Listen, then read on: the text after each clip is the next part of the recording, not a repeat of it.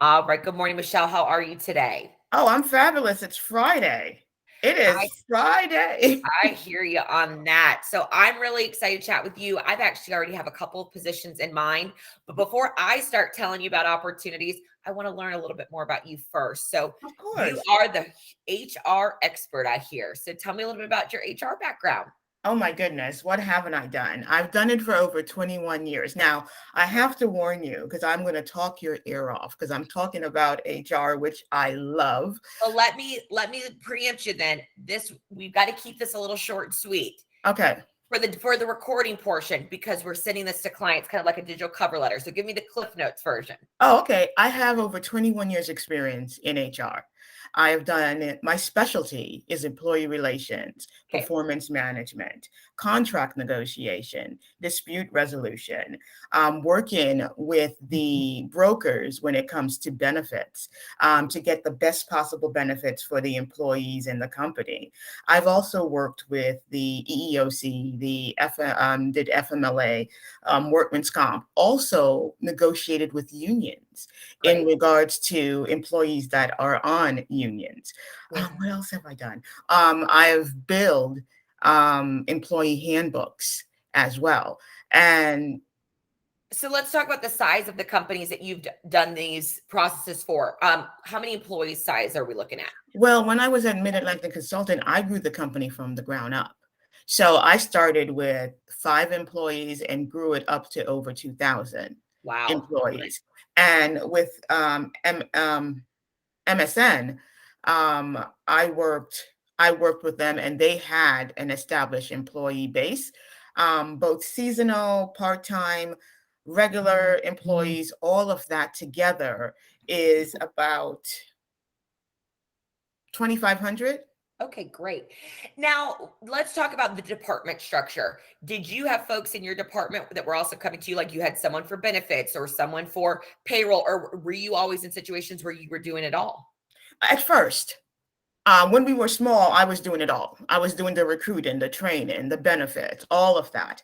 But then when we grew, I have a team Right. of 4 or 5 that did it. I had a benefit specialist, I had a payroll specialist, I had a recruiter, Fantastic. I had an onboarding specialist. But one of the things about me is that I believe in education. So I trained all of my team so that we're able to do what each other do.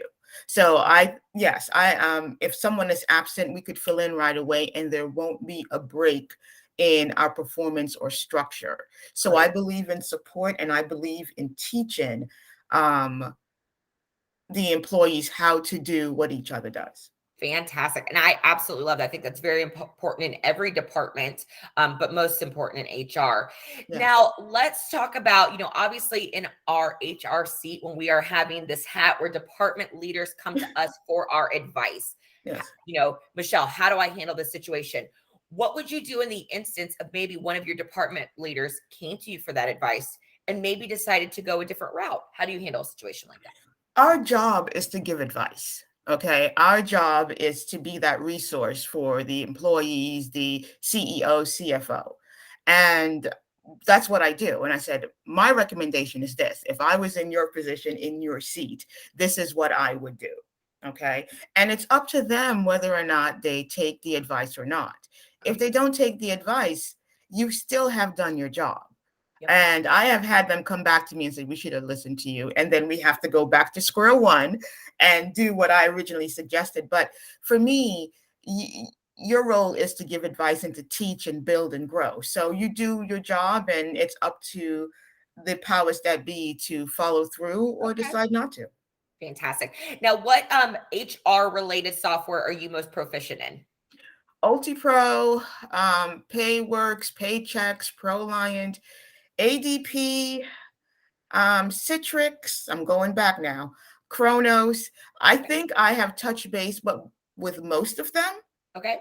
And I think the only difference is the customer service Yep. in regard to them. They're more or less similar in their structure.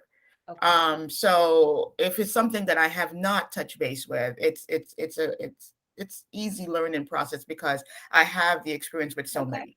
Fantastic. And Michelle, my last question for the recording portion is what is the most important thing to you about the next company that you work for?